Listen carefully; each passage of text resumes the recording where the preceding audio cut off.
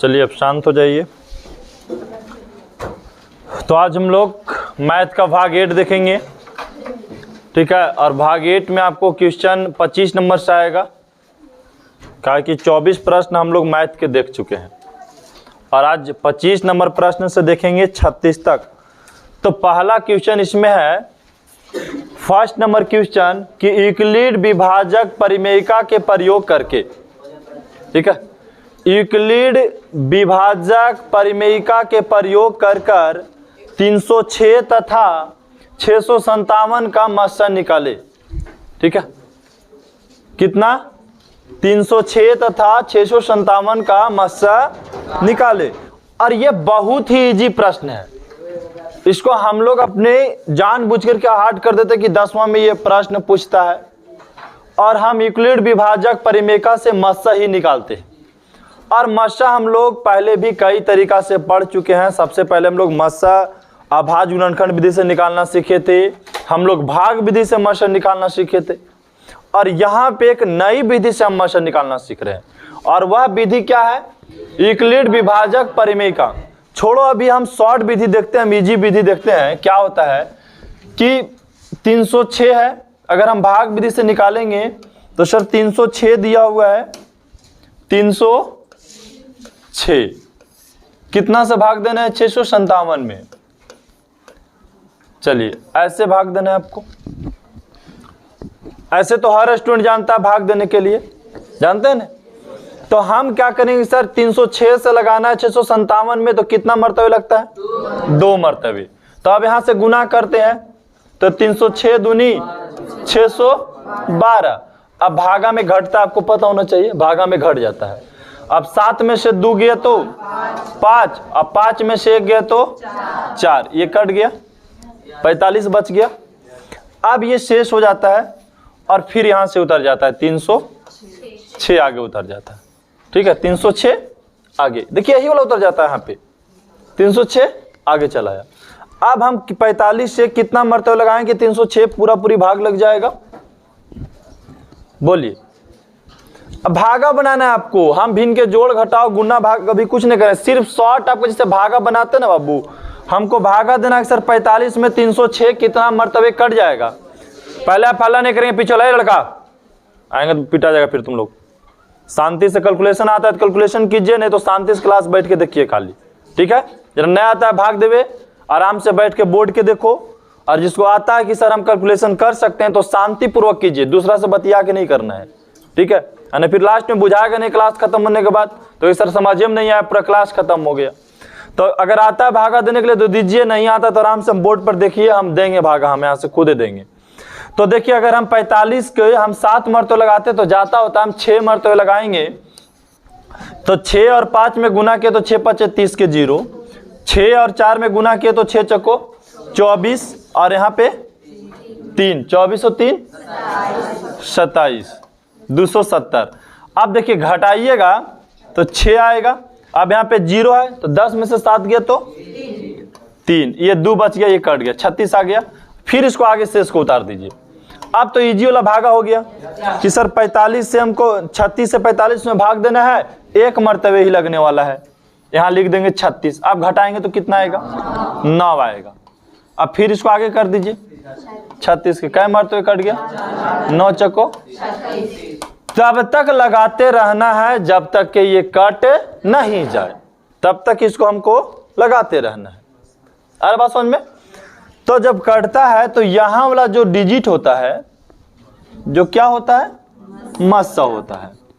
तो सर बोलें कि मस्सा हो गया 9, और ये विधि के नाम हो गया भाग विधि। कौन विधि? भाग विधि। लेकिन इसी प्रश्न को हमको बनाना है यूक्लिड विभाजका से, तो यहाँ पे हम क्या करने वाले हैं, थोड़ा सा एक्सचेंज। पहले हम देखो ऐसा करते हैं, हम इसको कलर चेंज कर लेते हैं। ये भागा अलग है,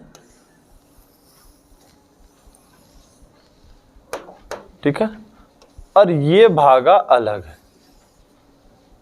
बढ़िया से देखिए आप, क्या भागा समझ में आ रहा है सर? 1 2 3 4 स्टेप। क्या स्टेप है? 4 स्टेप के हिंदी में चरण बोलते हैं। क्या बोलते हैं? चरण बोलते हैं। एकदम इजी तरीका समझेंगे, कभी भी नहीं गलत होगा, चाहे जितना बड़ा हार्ड दे दे। हम इस टाइप से तो भागा हर कोई जानता है, नहीं जानते तो प्रयास कीजिए, एक दो बार सीख जाएंगे आप भी। जानते हैं तो एक देखिए, एक चरण ये हो गया बाबू, एक चरण ये हो गया, एक चरण ये हो गया और एक चरण ये हो गया।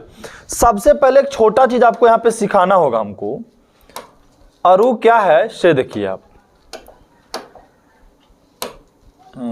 ये देखिए सबसे जो छोटा चीज होता है आप यहाँ पे, ये भाग का चिन्ह है ना, जो भाग देकर के आंसर आता है इसको बोलते हैं भागफल। क्या बोलते हैं? और जो नीचे शेष बचता है सर उसको बोलते हैं हम शेषफल, और बीच वाले के क्या बोलते हैं? भाजक, और इसको भाज्य। गलती है, ठीक है।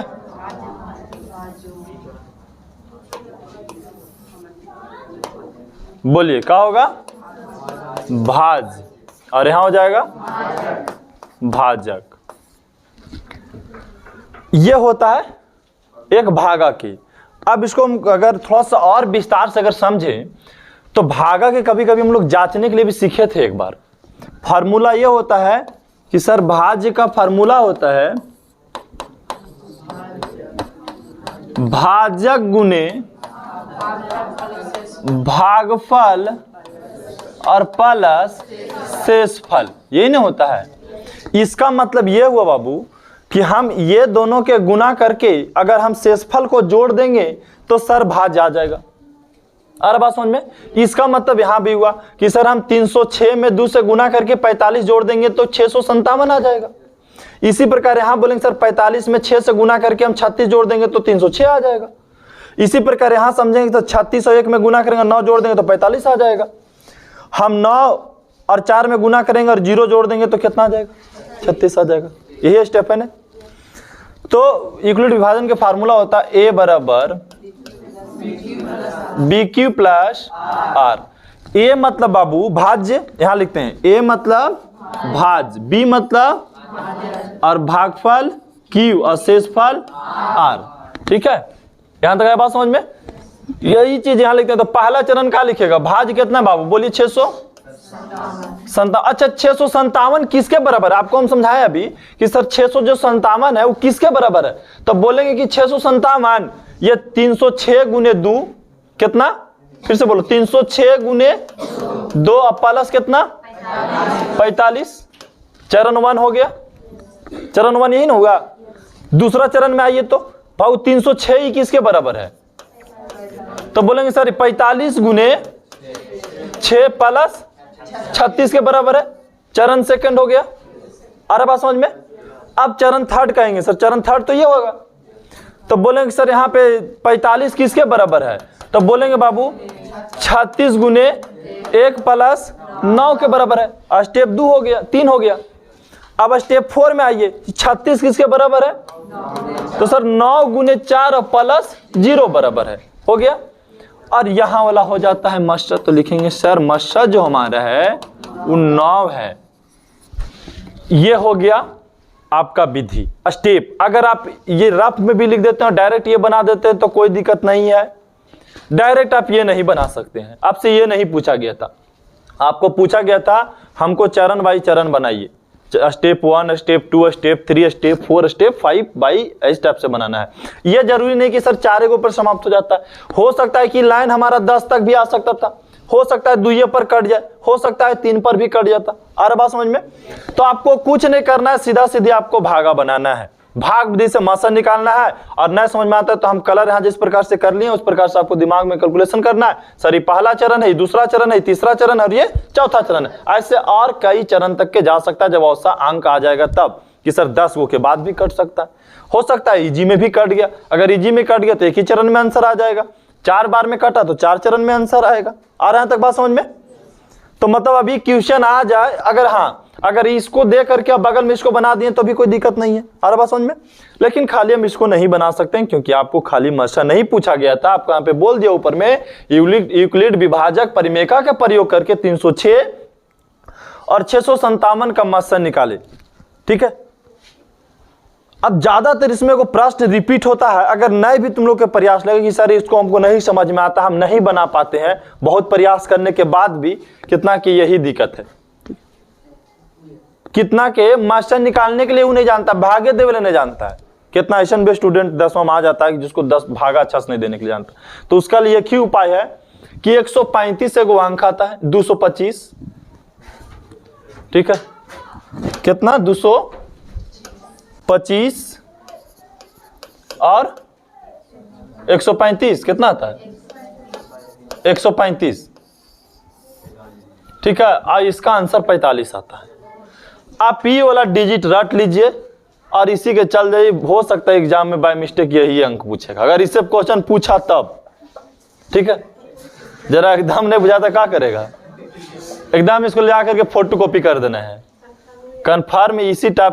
अगर ये नहीं पूछा तो फिर यही आना है, अगर इससे पूछ दिया प्रश्न तो ज्यादातर यही आता है, ठीक है। अगर पूछ दिया इससे प्रश्न तब, अगर मास्टर ये विधि से पूछ दिया तो आप इसको जरूर बना लीजिएगा, इसको बनाने के बाद इसको जरूर बना लीजिएगा, उसके बाद फिर आपको कोई दिक्कत नहीं। चलिए अब हम नेक्स्ट प्रश्न की ओर चलते हैं। कहता है सर दो संख्याओं के मस्सा 145 है, दो गो संख्या है और उसका मस्सा कितना है 145 है, और लस्सा मतलब इसी दो गो संख्या के लस्सा कितना है 2175 है। तो इनमें से एक गो संख्या देले है, दूसरी संख्या पूछ रहा है। तो जो जो प्रश्न में पहले दिया हुआ रहता है सर हम उसको लिख लेते हैं ऊपर प्रश्न में, ठीक है। हमको क्या दिया हुआ है मस्सा, किसकी मस्सा, दो संख्या के मस्सा है ना। तो हम लिखते हैं सर दो संख्या का हमारा जो मस्सा है वो कितना दिया हुआ बाबू 145, और दोनों संख्याओं के जो लस्सा है, लस्सा मतलब एलसीएम, ठीक है। एलसीएम कितना है 2175। कभी कभी लिख देगा सर एचसीएफ है एलसीएम, तो गड़बड़ाइत नहीं रहेगा इंग्लिश और हिंदी लेकर के। 10वां का स्टूडेंट है तो आपको मस्सा और लस्सा के मतलब समझ में आना चाहिए।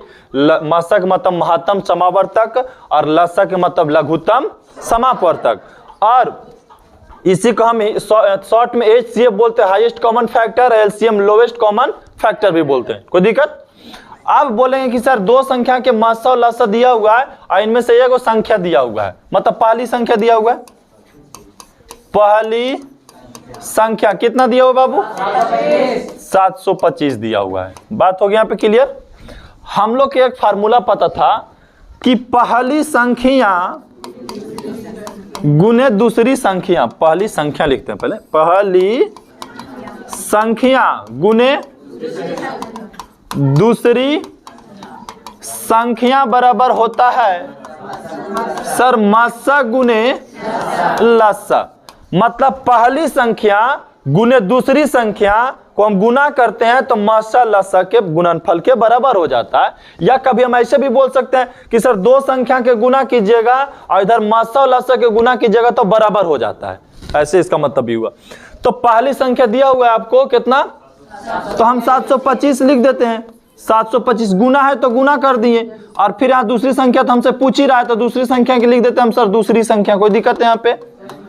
बराबर मस्सा का मान दिया हुआ 145 और लस्सा का मान 2175। हम आपको समझाए थे कि बराबर की सर गुना में है तो इधर लाएंगे तो भागा में, अर्थात बट्टा में हो जाएगा। भागा का मतलब बट्टा में भी हो जाएगा। तो आप दूसरी संख्या रहने दो, दूसरी संख्या। तो बाबू दूसरी संख्या सर 145 गुने 2175। आई देखिए गुना में तो क्या करे बट्टा में लिख दे, हम बट्टा में लिखेंगे तो कहाँ होगा 725। अब देखेंगे अगर कट रहा है तो काट देंगे, तो 2 5 है तो ऑटोमेटिक कटने ही कटने हैं, ऊपर भी 5 और नीचे भी 5 तो कटेगा, ठीक है। तो 145 अगर हम काटेंगे 725 तो ये भी कटने का संभावना, यहां से भी कट जाएगा, ठीक है। यहां से इससे अच्छा इससे 3 मरतबा ये पूरा पूरी कट जाता है। हाँ देखिए 7 दिए 2100, 25 दिए 75, 3 मरतबा। अब 145 गुने 3 गुना करेंगे तो 400, तो दूसरी संख्या कितना हो गया 435 हो गया, ठीक है। तो क्लियर, किसी को दिक्कत इसमें नहीं। अब चलते हैं हम प्रश्न नंबर 3 पे, 27 नंबर पर। कहता है के मान निकालिए, के मान निकालिए। समीकरण आपको दिया हुआ है 2x स्क्वायर। यहां पे देखिए क्वेश्चन में थोड़ा सा गड़बड़ है। 2x स्क्वायर हम लिख देते हैं क्वेश्चन नीचे, 2x स्क्वायर प्लस के एक्स प्लस 3 बराबर 0 के मूल क्या दिल है बाबू? हाँ, मूल जो दिल है से क्या दिल है?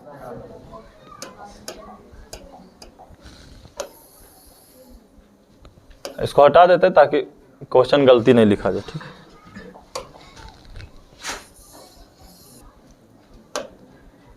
चलो रहने दो, यहाँ पे कोई दिक्कत नहीं है।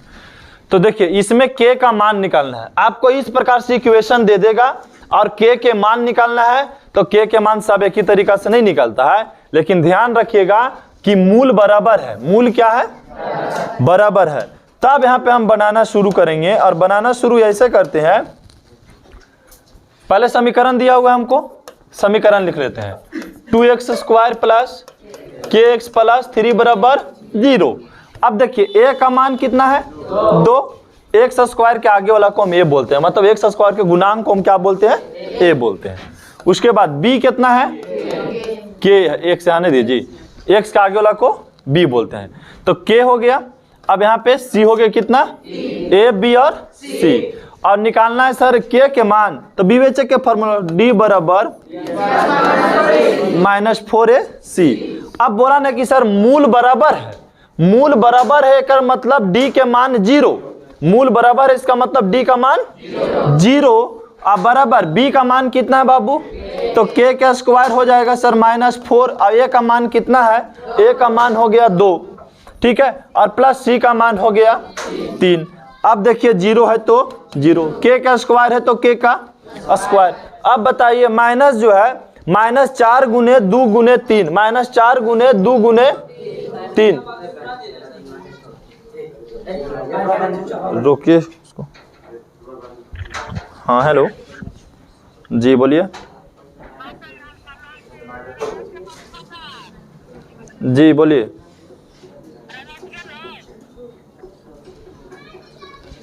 देख लो तो, देख लो ना कौन है फोन से। तो यहाँ देखिए 4 दूनी कितना हो गया? 8, और 3 24 हो गया। अब क्या करेंगे सर, -24 है तो हम इसको इधर कर लेते हैं, तो क्या हो जाएगा? +24 बराबर के स्क्वायर। अब चाहते हैं कि सर स्क्वायर को हम इधर कर देते हैं, स्क्वायर को इधर चल कर देंगे तो रूट चढ़ जाएगा। हाँ, स्क्वायर को इधर करेंगे तो क्या होगा? रूट चढ़ जाएगा, तो रूट चढ़ा देते हैं इस पे। 24 बराबर के, ठीक है, 24 बराबर के। आप देखिए इसको काटेंगे, 24 को काटने, अच्छा 24 को काटने के लिए आपको सिखाते हैं, बार बार ऐसे गलत होता है, हर बार खाली हम समझा के निकल जाते हैं उसको। 24 कितना होता है? अगर ऐसे कभी रूट में रहे और कभी कभी लिख देते हैं हम सर 2√3, 3√4, तो कितना स्टूडेंट के नहीं समझ में आता कि कैसे हो जाता है। तो क्या करो, इसको तोड़ने के लिए 24 का गुणनखंड तोड़ो, ऐसे 24 के गुणनखंड, ठीक है। तो 2 से तोड़िएगा तो, फिर 2 से तोड़िएगा तो 6, फिर 2 से तोड़िएगा तो, इसका मतलब सर 2 का एगो है 24 में और एगो क्या है 3 है, तो जो जोड़ा लगता है उसको बाहर निकाल देते बाबू, ठीक है। तो 2 का जोड़ा लग गया तो 2 बाहर निकल गया, अंदर में क्या बच गया 2 गुने 3, तो 2 रूट कितना हो गया? तो इसका मतलब यही हुआ 2√6। के का मान कितना हो गया? 2√6 हो गया। कोई दिक्कत? अरे बात समझ में? आगे बढ़े।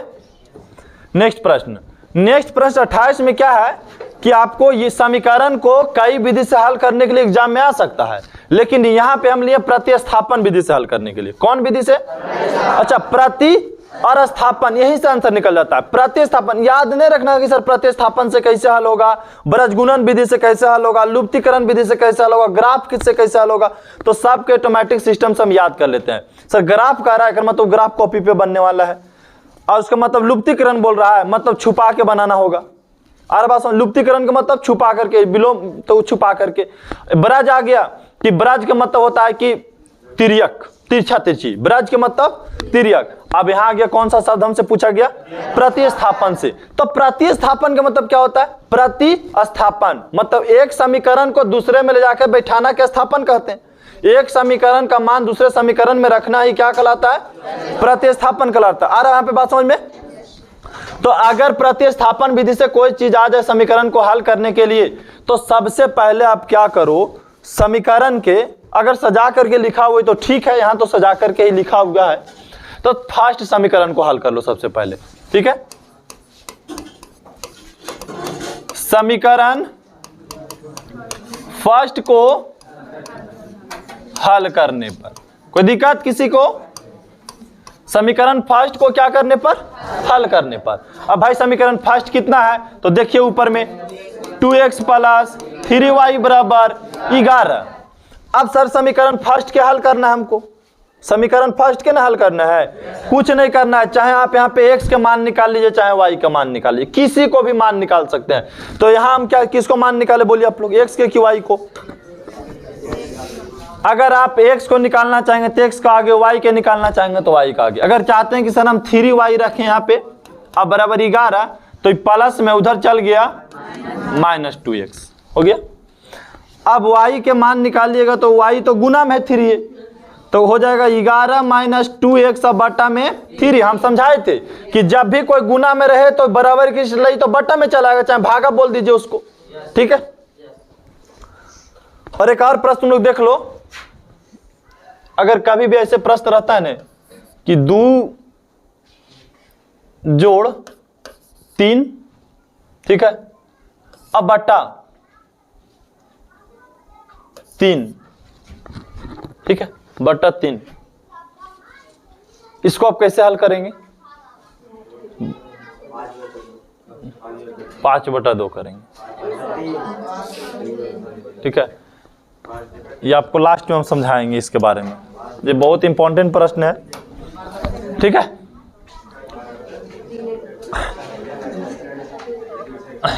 अब एक आंसर बहुत प्रकार से आवे लगेगा, अलग अलग से सोचेगा तो, ठीक है। अच्छा, ये जीनियस वाला ग्रुप में क्वेश्चन अभी चल रहा है, 3 दिन से चल रहा है, ठीक है। इसी टाइप का प्रश्न कीजिए है बोडमास का। तो चलिए आगे ध्यान दीजिए। आप y का मान निकाल लिए, सर एक नई समीकरण बन के आ गया। ये समीकरण फर्स्ट था बाबू, और ये समीकरण क्या हो गया? सेकंड हो गया, समीकरण सेकंड आ गया। अब इसी प्रकार हम क्या करते हैं, इसको समीकरण थर्ड यहां से ले लेते हैं। 2x है, यहाँ पे 2x प्लस y है, देख लेना, 2x प्लस 4y बराबर -24, कोई दिक्कत? 2x प्लस 4y बराबर -24, इक्वेशन भी मिला लेते हैं। नहीं, 2x माइनस 4y है, 2x minus 4y, 2x minus 4y, नीचे लिख दे इक्वेशन हम, 2x माइनस 4y बराबर माइनस, इसको क्या मान ले? समीकरण सेकेंड, थर्ड। तो समीकरण थर्ड में, समीकरण थर्ड में प्रतिस्थापन करना है ना सर। y बराबर 11 - 2x बटा 3 रखने पर हो गया। अब देखिए इसका मान रखना है आपको ले जा करके समीकरण, तो समीकरण थर्ड उतारिए पहले, 2x माइनस 4y बराबर -24 है ना। अब y के जगह पे क्या करना है आपको, बोलिए? y का मान रखना है, तो यहाँ गुना में तो ब्रैकेट लगा दिए यहाँ पे हम, और y का मान है 11 - 2x बटा 3 बराबर माइनस कितना? 24। अब यहाँ पे क्या करेंगे आप, 2x माइनस, अगर आप इसको गुना करेंगे, ठीक है, तो 2 तरीका है सर, इसको चाहिए तो आप अलग भी कर सकते हैं। देखो हम अलग करके ही बनाएंगे आपको समझाने के लिए। 11/3 माइनस 2x बटा 3 हो जाएगा, अब बराबर में -24, इसको तोड़ दिए अंदर में। अब आगे ब्रैकेट हटाएंगे, तो सर ब्रैकेट हटाएंगे तो इसके साथ गुना होता है, 11 चौको 44/3, अब माइनस माइनस हो जाएगा प्लस, और 4 दूनी 8x बटा 3, अब बराबर -24, कोई दिक्कत? अब चाहते हैं कि सर ये 3 को हम हटा दें, 3 को हम हटा दें, 3 को हटाना चाहते तो आप हटा सकते एलसीएम लेकर के। 3 एलसीएम हो गया तो 3 दूनी 6x, अब -44, अब प्लस, अब बराबर -24। हटाने का तरीका और था कि दोनों तरफ हम 3 से गुना कर देते, लेकिन अब से नहीं हटाए हम। अब यहां से तिरछा तिरछी आप गुना करोगे, एक ही उपाय आपके पास बच रहा है, ठीक है। तिरछा तिरछी क्या करेंगे आप? गुना करेंगे। तो सर गुना करेंगे तो यहाँ 8x और 6x जोड़ दीजिए, 14x और माइनस 44 अब बराबर 24 दिया 72। चलिए 14x बराबर माइनस 72, उधर चल गया तो प्लस, तो 14x बराबर प्लस और माइनस माइनस होता है। तो बताइए 44 में से 72 चल गया, कितना बच, माइनस 28 बच गया। अब ये कट गया, 14 दूनी x का मान कितना हो गया, तो सबसे पहले तो हम x का मान निकाल दिए कि सर -2 आ गया, x का मान निकाल दिए। तो अब क्या करते हैं सर, x का मान समीकरण 2 में रख देते हैं। x का मान समीकरण 2 में रखने पर तो समीकरण 2 कितना, यही ना है 2।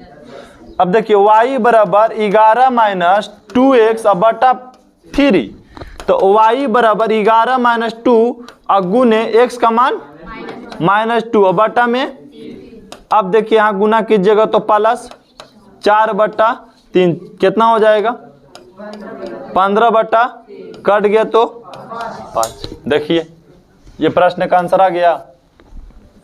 कैसे बनाइएगा, तो सर 3 2 5 और बटा 3 है ना,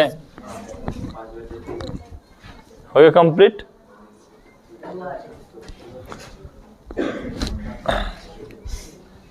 तो प्रतिस्थापन में किसी की दिक्कत है तो बोलिए। अब मतलब प्रतिस्थापन विधि से रहे तो सबके बन जाएगा, तब आगे बढ़ेंगे इसमें। ध्यान रखिए कि आपको प्रतिस्थापन विधि कम से कम 4-5 तो विधि ही है। एक प्रश्न को सब विधि से एक बार बना लिया करो। सबसे पहले प्रतिस्थापन है तो सब प्रतिस्थापन विधि से हम बना लिए, बरज गुणन विधि से भी बना लो एक बार उसको क्या करो कि लुप्तीकरण विधि से बना लो, एक बार ग्राफ विधि से, मतलब हर विधि से बना लेंगे तो फिर आपको एग्जाम में किसी प्रकार का कंफ्यूजन नहीं रहेगा और भुला जाता है कि सर प्रतिस्थापन विधि कैसे बनता है। तो याद रखिए कि स्थापना और करे पड़ता है, एक जगह से दूसरा में समीकरण में खाली मान उसको रखना पड़ता है, वही होता है प्रतिस्थापन। नेक्स्ट प्रश्न आते हैं। नेक्स्ट प्रश्न है कि एपी ज्ञात कीजिए। एपी जिसका तीसरा पद 5 है, तीसरा पद कितना है, मतलब T3 कितना है बाबू, 5 है। चलिए अगला 7वां पद मतलब T7 9 है। तो एपी निकालना है आपको। तो समझिए आपको कि सर T3 कहे का मतलब होता है कि T3 का व्यापक रूप क्या होता है, a + 2d बराबर, इसको मान लीजिए सर इक्वेशन फर्स्ट। और T7 के व्यापक रूप 1 + 6d अब बराबर, ये मान लीजिए समीकरण सेकेंड। कोई दिक्कत यहां तक। अब a + 2d बराबर 5 और a + 6d बराबर 9 बराबर समीकरण सेकेंड। अब जानते हैं हम लोग लुप्तीकरण विधि से हल करने के लिए समीकरण को। तो समीकरण में जब नहीं कट रहा है तो सर चिन्ह बदल दीजिए नीचे वाले को। अब आसान से इसको काट दीजिए, a से ये कट गया। आई देखिए नीचे माइनस है ऊपर प्लस है, तो 6 में से 2 में से 6 जाएगा तो -4d। अब बताइए 5 में से 9 गए तो -4। ये देखिए माइनस से माइनस कट गया तो d बराबर 4 बटा कट गया तो d का मान, जब d के मान पता लग गया तो समीकरण फर्स्ट में रख दीजिए। समीकरण फर्स्ट में d बराबर 1 रखने पर तो बताइए कि सर समीकरण फर्स्ट हमारा है a + 2d बराबर 5। तो a + 2 गुने d का मान 1 बराबर में 5। अब देखिए गुना करेंगे तो a + 2 बराबर कितना, तो a बराबर अब जाती बराबर के उस साइड लेके चल जाएंगे, 2 के तो क्या हो जाएगा माइनस हो जाएगा। तो a बराबर कितना 3 हो गया, a का मान 3 आ गया और d का मान 1 आ गया। तो अब हमको AP लिखना है। तो AP लिखने का तरीका यह होता है कि AP का व्यापक रूप a होता है, दूसरा a + d होता है, a + 2d होता है, a + 3d होता है। ऐसे डॉट डॉट चलते रहेगा, 1 2 3 4 बढ़ते रह जाना d में। तो a का मान कितना है 3, a का मान प्लस d का मान 1, फिर a का मान प्लस डी का मान 1, अब फिर ए का मान और डी का मान 1। अब देखिए 3 है तो 3, 3 और 1 जोड़े तो 4, यहाँ गुना के तो 2 और जोड़ दिए 3 तो 5, यहाँ गुना के तो 3, यहाँ 3 3 जोड़े तो मतलब एपी कितना हो जाएगा 3 4 5 6 ऐसे ऐसे डॉट डॉट चलते रह जाएगा। ठीक है, 3 4 5 6। अगर पूछता कि एपी का प्रथम पद बताइए तो बोलते सर 3 हो गया। एपी के सार्वंतर बताइए तो बोलते इसमें 1 हो गया। अब बताइए इसमें किसी का दिक्कत है? बोलिए, आगे बढ़े। सब प्रश्न हार्ड है लेकिन हम लोग क्या करते हैं, रिवीजन ही नहीं करते। और मैथ रिवीजन की चीज है, मैथ को जितना मतोगे उतना इजी होता है। ठीक है, देखिए यहां भी के मान निकालना है जिसके मूल बराबर है। ठीक, और ये प्रश्न बना दिए हैं। चलिए प्रश्न बना दिए हैं तो आगे बढ़ते हैं। चलिए माध्यका निकालना है। क्या निकालना है? माध्यका निकालना है। माध्यका निकालने के लिए क्या करते हैं हम लोग से, देखो सबसे पहले माध्यका निकालना है आपको ना। आंकड़े को सजा दो पहले, आंकड़े को बढ़ते क्रम में लिखें। आंकड़े को बढ़ते क्रम में लिखें। तो आंकड़े को बढ़ते क्रम में लिखें। सबसे छोटा कौन है? 12 से बड़ा कौन है? 13। 13 से भी बड़ा है 16। 16 से भी बड़ा 17 से बड़ा 18 से बड़ा। इसका मतलब ये डिफरेंट नहीं किया ज्यादा। अब गिनेंगे नंबर 1 2 3 4 5 6। नंबर कितना हो गया? इसका मतलब ये सम संख्या, सम संख्या। इसका निकालना है सर माध्य का। क्या निकालना है? माध्य के नहीं निकालना है, हाँ माध्य का। तो माध्य का सम संख्या के होता है n/2 में प्लस पद, 2 में पद प्लस, याद रखो ना n/2 में पद और n/2 प्लस 1 में पद का माध्य, का माध्य, यही होता है। ठीक है, फार्मूला यही होता है। आप और भी लिख सकते हो तरीका से। इसमें इसका और एक तरीका हम बता देंगे आपको लिखने का। तो n/2 में पद, सबसे पहले n कितना बाबू? 6/2 में पद और 6/2 प्लस 1 में पद का माध्य। अब देखिए काटेंगे तो सर यहाँ पे 3 में पद और यहाँ पे काट के 1 जोड़ेंगे तो 4 में पद है ना का माध्य। अब देखिए 3 में पद कौन है? 1 2 3, 3 में पद अब प्लस 4 में पद और इसका निकालना है माध्य, तो दूसरे दे दीजिए भाग। माध्य निकालेंगे होता है ना, हो गया 16 और 17 33 बटा भागा दिए तो माध्य हो गया, माध्य का हो गया 16.5। ठीक है, कंप्लीट हो गया। इसका माध्य भी पूछ सकता था आपसे। इस आंकड़े का माध्यक पूछा, इसी आंकड़े का आपसे क्या पूछ सकता था? माध्य पूछ सकता था। सर माध्य पूछता नहीं इसका तो सीधा लिखते हैं 18 plus 13 plus 17 plus 12 plus 16 plus 19 अब बटा में 6, जितना संख्या उससे हम भाग दे देते। माध्य के फार्मूला होता है, चलो बताओ माध्य के फार्मूला क्या होता है? बोलिए। माध्य का शॉर्ट फार्मूला बताना है। सिर्फ आंकड़ा हमको दिया हुआ और उसमें माध्य का फार्मूला यूज करना है हमको। चलिए बोलिए। हमें वर्ग अंतराल नहीं दिया हुआ है, हमें सिर्फ आंकड़ा जो है एकदम सीधा सीधे ये दिया हुआ, माध्य का फार्मूला हमें लगाना है। चलिए आगे। इसलिए लड़की कहते हैं एकदम सोच समझ के पढ़ल करो घरे।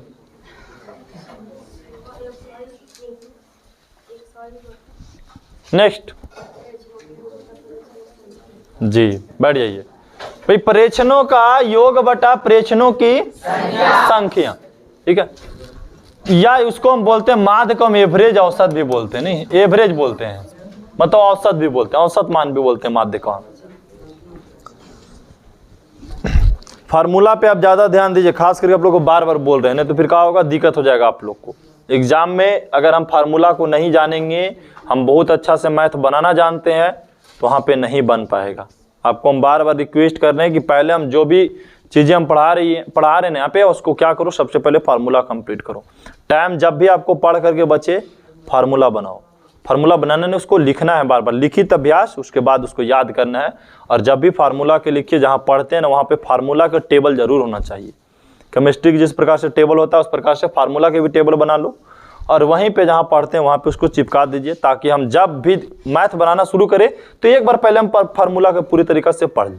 देखो, सब्जेक्ट का रिवीजन करने के भी एक अलग तरीका होना चाहिए। हम मैथ बनाने के लिए शुरू किए, मैथ बनाने से पहले उसका एक दवा लो कि हमें करना क्या है, फार्मूला को सीरीज वाइज पढ़ जाना। उस पर मैथ बनने वाला है या नहीं बनने वाला, उससे कोई मतलब नहीं है। एवरी डे ऑल फार्मूला के हमें जितना हमें 10th में यूज होता है, सब फार्मूला का हम नहीं बोल रहे हैं, जितना आपका क्लास में यूज होता है, चाहे आप जिस भी क्लास में पढ़ते हैं, जिस क्लास में यूज होता है उसका टेबल घर में रखिए सामने, और आराम से पूरा फार्मूला को एक बार पढ़ लीजिए आराम से।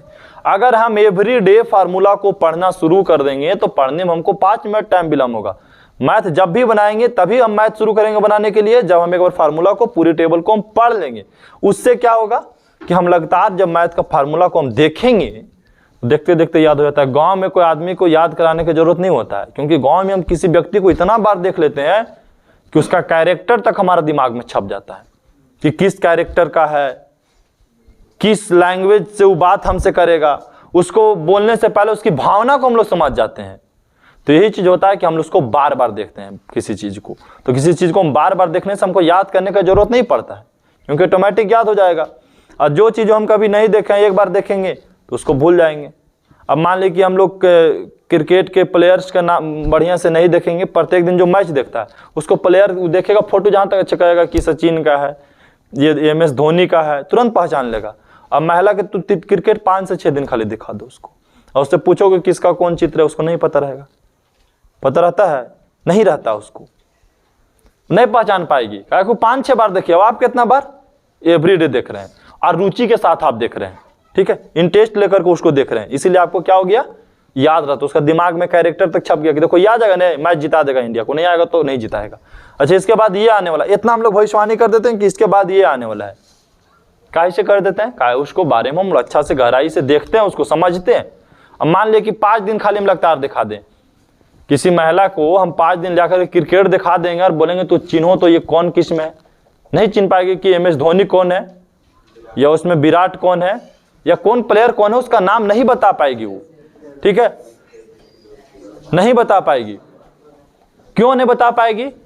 क्योंकि उसको मैच में इंटरेस्ट भी नहीं है। दूसरा बात यह है ना कि 5-6 बार ही देखी है, इसके वजह से अब आदमी कहता है कि एक बार किसी को देख लेंगे ना तो उसको पहचान जाएंगे, नहीं पहचानिएगा, ठीक है। एक बार किसी को देखने के बाद आप नहीं पहचान सकते। हाँ, पहचान सकते हैं, जब तक माइंड में उसका चित्र बनता रहेगा तब तक पहचान लेंगे। हाँ, पहचानेंगे कब? जब उससे हम बात कर लिए, तब उसको आप पहचान जाएंगे। कहीं भी मिलेगा फिर पहचान जाएंगे।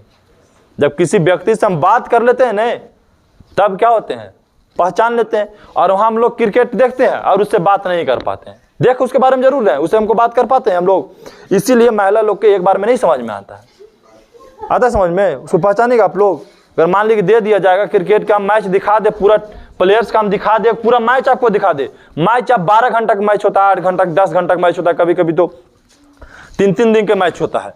अगर हम आपको 3 दिन पूरा लगातार मैच देखने के लिए हम 2 टीम के दे दें और उसके बाद हम फोटो ला करके यहाँ दिखाएं, तो आप नहीं पहचान पाइएगा। ये गारंटी के साथ बोल रहे हैं, उसको नहीं पहचान पाइएगा। 3 दिन के बाद भी आप नहीं पहचान पाइएगा। इसका रीजन क्या होता है? उससे हम बात नहीं की, इसके वजह से। और तुमको एक अदर गांव के, एक अदर जगह के महिला को या कहीं से भी किसी को हम लाते हैं और वह दोनों अगर बात करिए बाजार में ट्रेन में भी मिल गया, और बाय मिस्टेक ट्रेन में हम लोग जाते हैं तो कभी कोई अलग बगल का आदमी मिल ही जाता है और उससे हम लोग बात कर लेते हैं, जान पहचान थोड़ा सा हो जाता है, फिर अपना घर उरी बता देते हैं। अब वो व्यक्ति बाय मिस्टेक कभी हमारा गांव में आ जाएगा तो तुरंत चिन्ह लेंगे, उसको पहचान लेंगे हम लोग। कहा कि उससे हम बात किए, वो मेरा मन को पढ़ा और हम उसके मन को पढ़ लिए, इसलिए हम उसको पहचान लेंगे। तो इसी प्रकार फार्मूला भी हम लोग अटैच करता है। मैथ भी हमारा पढ़ाई भी इसी कॉन्सेप्ट पर पढ़ाई भी काम करती है कि अगर हम जिस समय किताब से बात कर ले, फार्मूला से बात कर, अगर फार्मूला हमसे बात कर लिया, हम उससे बात कर ली, उसके बाद वो मजाल है कि नहीं भुलाएगा, वो कभी भी नहीं भुला सकता। वो काहे उससे हम बात कर चुके हैं। जब तक आप किताब से बात करना नहीं शुरू करेंगे, फार्मूला एक दिन में आपसे बात नहीं करेगी, क्योंकि आप माइंड को पहले एकदम शांत स्वभाव में ले जाइए, प्रतिदिन 10 मिनट उस पर टाइम दीजिए, ठीक है। नहीं भी बात करेगा तभी उसको पहचान लेंगे, क्योंकि क्रिकेट में हर क्रिकेट लोग देखता है तो उससे बात नहीं करता, फिर भी लोग पहचान लेता है कि नहीं पहचानता, काहे उसको बार बार टाइम दे रहे हैं क्रिकेट पर, पहचान लेते उसको अब हम लोग, ठीक है। तो जो बात नहीं कर रहा है और अब बार बार देखिए, मजबूर हो जाएगा वो बात करने के लिए। इस टाइप से होता है। हम कभी कोई भी ध्यान रखिए कि कोई भी हम मैथ बनाते हैं तो सबसे पहले उसको 10 मिनट टाइम देना है एवरीडे। ज्यादा हम नहीं बोल रहे हैं, कितना मिनट, 10 मिनट पूरा हम पढ़ लिए, एक बार छोड़ दिए। अगर हम लगातार इसी टाइप से हर कॉन्सेप्ट पे काम करते रह जाएंगे, लगातार एग्जाम तक भी 30 दिन भी लगातार देख लेंगे, तो ऑटोमेटिक हर फार्मूला माइंड में नचने लगेगा। और एक बार क्या हुआ, उसको पढ़ लिए प्रतिदिन, और मैथ तो हमको बनाना है प्रतिदिन कितना, 60 प्रश्न, तो 60 को फार्मूला तो यूज होने वाला ही है उसमें, 60 बार उसको नजर देखेंगे, एक बार लिख लेंगे, अब वो फार्मूला नहीं भुलाएंगे। तो ये होता है याद करने का तरीका, ये होता है याद करने का एक अलग जज्बा।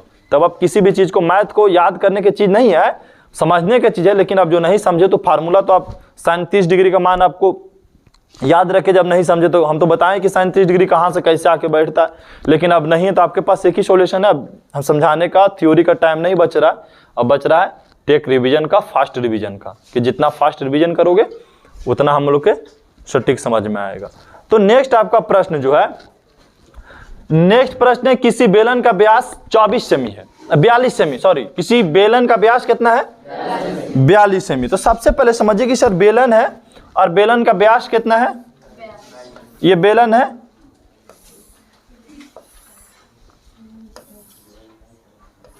और ये बेलन का व्यास कितना दिया हुआ है, लिख दें 42 सेमी, और ऊंचाई कितना दिया हुआ है, 10 सेमी।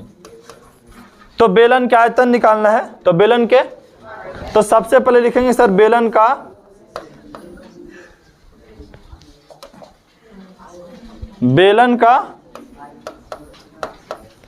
त्रिज्या है ना, बेलन का त्रिज्या को आर मान लिया हम, और त्रिज्या होता है व्यास की आधी होती है, तो 21 लिख दें हम डायरेक्ट।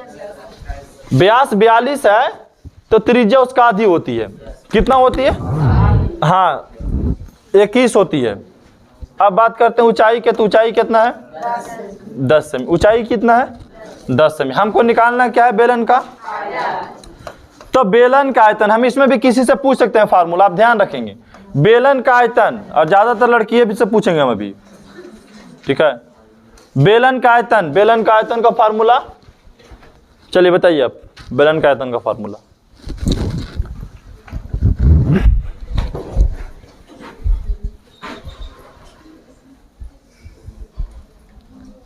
चलिए नेक्स्ट आगे उसका बेलन का आयतन का फार्मूला बोलिए। जी सही है जी, pi r square h, pi r square h, pi का मान 22/7, और आर कितना दियो बाबू, 21, और सर स्क्वायर है तो 21 गुने 21 कई बार, 2 बार, और एच का मान 10, तो यहां लिख देंगे हम 10। अब देखिए भिन्न का गुना है, कुछ है नहीं, मान रखने के बाद क्या हो गई, भिन्न का गुना, बोर्ड मास में आ जाइए, तो सर तीछा तीछी कटेगा, 7 21 कट गया ये। अब जो बच गया उसको लिख दीजिए नीचे, तो सर 22 बच गया, 3 बच गया, 21 बच गया, और कितना बच गया, 10 बच गया। अब बताइए सर गुना करके लिखेंगे तो कितना आ जाएगा, देखो 13,000, ठीक है, आयतन है, ध्यान रखिए, आयतन है तो सेमी क्यू। अब बाबू सेमी क्यू क्यों हुआ? तो सर देखिए, एक सेमी इसका हो जाएगा, एक सेमी इसका हो जाएगा और एक सेमी इसका हो जाएगा, तो गुना करेंगे तो सेमी क्यू हो जाएगा। हो गया कंप्लीट। नेक्स्ट प्रश्न है 33 में, एक बक्से में 3 नीली 2 सफेद और 4 लाल गेंदा है। एक बक्सा में, फिर से देखिए, एक नीली, 3 नीली 2 सफेद और 4 लाल गेंदा है। इसका मतलब बक्सा में कुल गेंदा कितना है? कुल गेंदा, तो सर कुल गेंदा हो जाएगा नीली प्लस सफेद और प्लस लाल, मतलब कुल गेंदा है 3 प्लस 2 प्लस 4, कितना? 9 गेंद।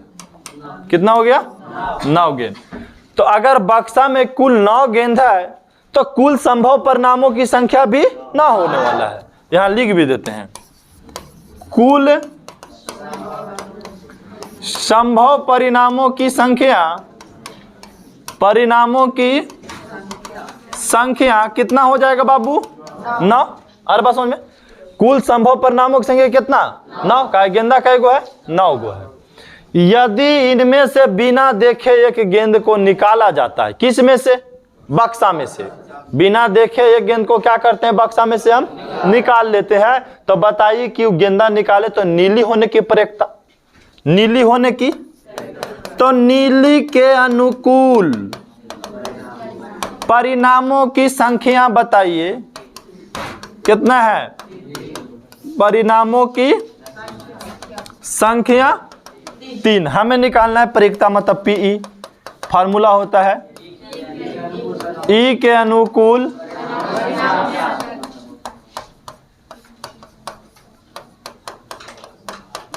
परिणामों की संख्या बटा सर जी कुल संभव परिणामों की संख्या, कुल संभव परिणामों की संख्या, परिणामों की संख्या। तो देखिए, सबसे पहले ई के अनुकूल परिणामों की संख्या 3 और कुल संभव परिणामों की संख्या 9, कट गया सर 1/3 हो गया। ठीक है, तो नीली गेंद होने की प्रयेकता के आंसर क्या हो गया?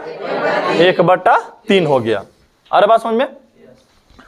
नेक्स्ट प्रश्न आप देखेंगे, सिद्ध करना है आपको 34 नंबर वाले प्रश्न को। ठीक है, और सिद्ध करने वाला भी बहुत इजी है, बहुत हार्ड नहीं है।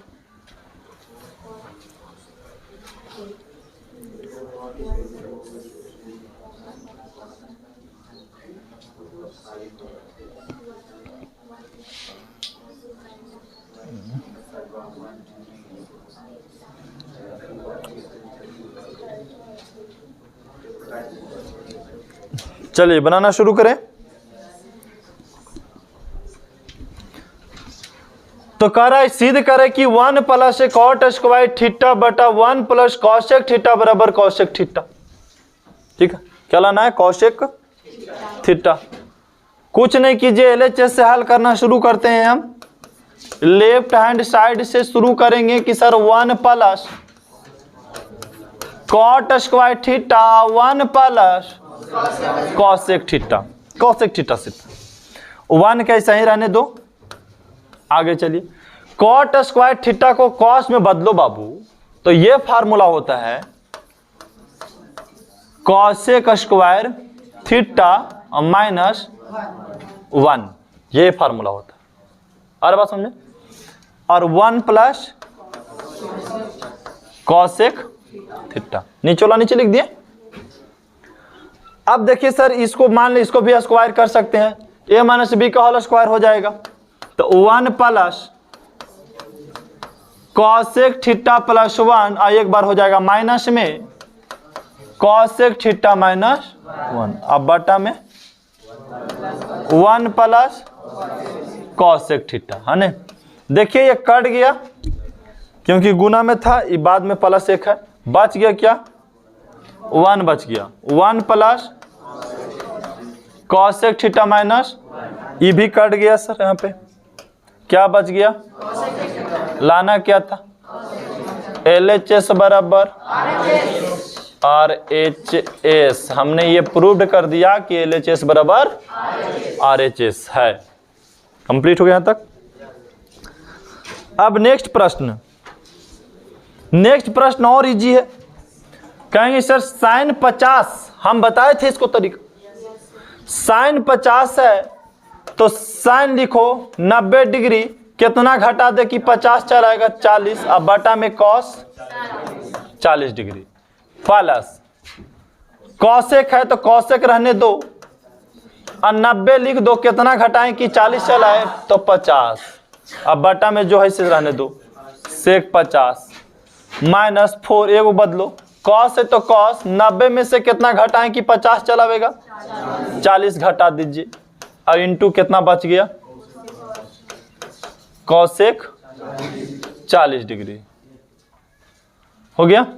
अब देखिए साइन 90 डिग्री माइनस थीटा का फॉर्मूला कॉस थीटा, इसका क्या हो जाएगा सेक 50 डिग्री बटा सेक 50 डिग्री माइनस 4 गुने इसका क्या हो जाएगा sine 40 degree into cosec 40 degree. Sir ये कटेगा 1 प्लस 1 माइनस 4, ये गुना करेंगे तो 1, एक एक जोड़े तो 2, यहाँ गुना किए तो 4, घट गए तो माइनस 2 आ गया। हो गया कंप्लीट। नेक्स्ट प्रश्न आइए, और आज का ये लास्ट प्रश्न भी है। कह रहा है कि लुप्त बारंबारता के मान निकालिए, जिसमें आपको माध्य दिया हुआ है 50। 4 गो पहले कॉलम बना लीजिए आप। कै कॉलम? ये हो गया पहला कॉलम, ये हो गया दूसरा कॉलम, और एक हो गया ये तीसरा चौथा कॉलम। यहां पे एक और लिख लीजिए इस प्रकार से, और लिखिए सर यहां वर्ग अंतराल, और यहां लिख दीजिए बारंबारता, और यहां वर्ग चिन्ह, और यहां लिख दीजिए F गुने x, वर्ग अंतराल 0 से 20 से, और उसके बाद 40 से, और 60 से, और 80 से 100, यहीं तक है। बारंबारता 17, F 32, 24 और 19। हम वर्ग चिन्ह निकालने के लिए जानते हैं कि निम्न सीमा प्लस उच्च सीमा और 2 से भागा देते हैं तो वर्ग चिन्ह निकलता है। 0 और 20 के जोड़े तो, और 2 से भागा दिए तो 20 और 40, और 2 से भागा दिए तो 30, 40 और 60 100, और 100 के 2 से भागा दिए तो 50, 60 और 80 140 के 2 से भागा दिए 70, 80 और 100 180, 2 से भागा दिए तो 90। अगर हम इसको जोड़ते हैं तो सर सिग्मा एफ पता लगता है, सिग्मा एफ आई। बताइए बाबू, एफ को नहीं जोड़ना है क्योंकि इसका जाति नहीं है, तो सर 17, 32, 24 और 19 के जोड़ेंगे, कितना आएगा? चलिए जल्दी जल्दी जोड़िए सब। हर स्टूडेंट कैलकुलेशन करेगा इसका, कोई खाली नहीं रहेगा, कोई बैठल नहीं रहेगी, लड़की भी खास करके, ठीक है। 92 प्लस एफ, 92 प्लस एफ। अब क्या करना है आपको, एफ एक्स के गुना करना है, तो 17 गुने 10 करेंगे तो 170। अब एफ गुने 30 करेंगे तो 30 एफ, 32 गुने 50 करेंगे तो 32 पचे कितना होता है 160, एक और 0 हटा दीजिए 1600। 7 गुने 24 करेंगे तो 7 गुने सिर्फ 24 बताओ, देखो 0 है 0, 7 चौको 28 के 8 1680। 9 गुने 19 करेंगे तो 1710।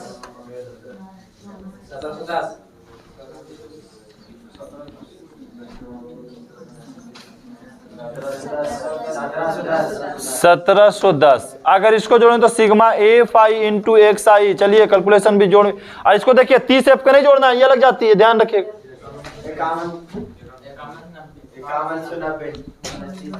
5100 प्लस 30 एफ। चलिए अब आते हैं हम फार्मूला पे लेकर के, ठीक है। फार्मूला के लिए चलिए बताइए, माध्य के फार्मूला क्या होता है? Sigma F I into X I बटा सिग्मा एफ आई। चलिए इसमें माध्य का मान बताइए कितना है? जी माध्य का मान, इसमें कहीं प्रश्न में माध्य का मान दिया हुआ है?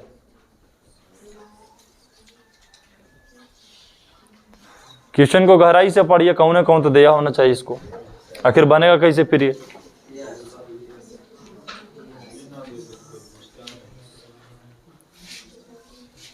चलिए नेक्स्ट बोलिए, जोड़ के बोलिए, तब तक बोलिए ना, इसलिए तो नहीं बना रहे हम। जोड़ी कितना है? 50 यहाँ पे, और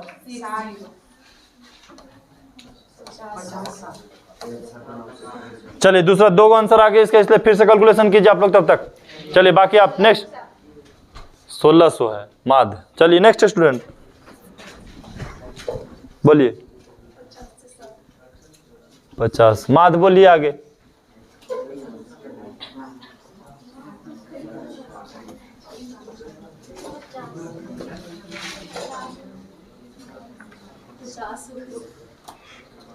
आगे पीछे कितना होगा?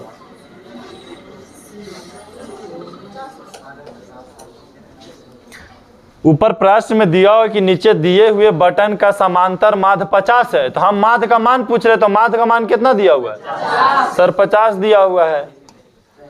और सिग्मा एफ आई एक्स आई का मान देखिए, जोड़ के सही हुआ। कौन ऊपर वाला या नीचे वाला है? नीचे वाला सही है। तो फिर ऊपर वाला तो नहीं बताया था, नीचे वाला भी तो नहीं बता रहा है। चलिए सिग्मा एफ आई एक्स आई का मान हो गए sir 50 60 plus 30 F. Sigma F आई का मान है 92 प्लस एफ।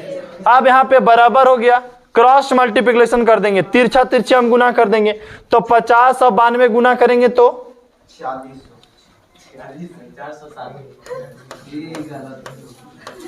हो गया।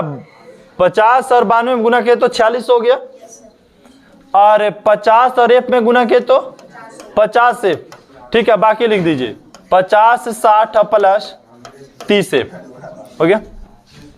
अब देखिए 50 एफ इधर उधर से लेके चला है, 30 एफ हो गया इधर, और 50 60 उधर चल गया तो माइनस कितना 46, तो ये घटेगा तो 20 एफ, और ये घटेगा तो 460 नहीं, 460 कहाँ होगा?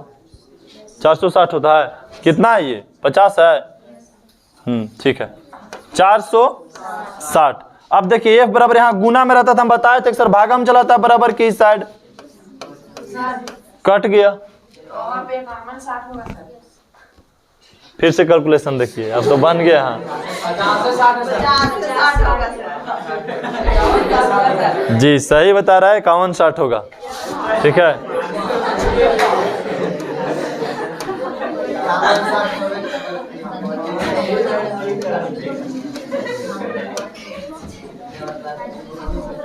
मजबूर कर दिया तूने, देखिए पढ़ना है।